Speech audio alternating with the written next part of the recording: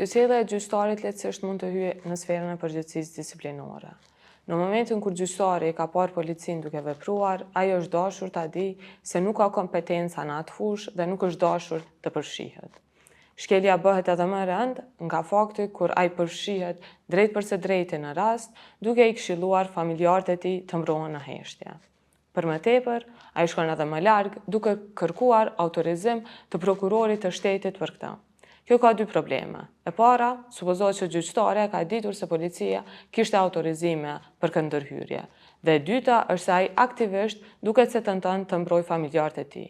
Krejt kjo, pasi që është prezantuar si gjyqtar që tregon dyshime për përdorim të autoritetit të tij.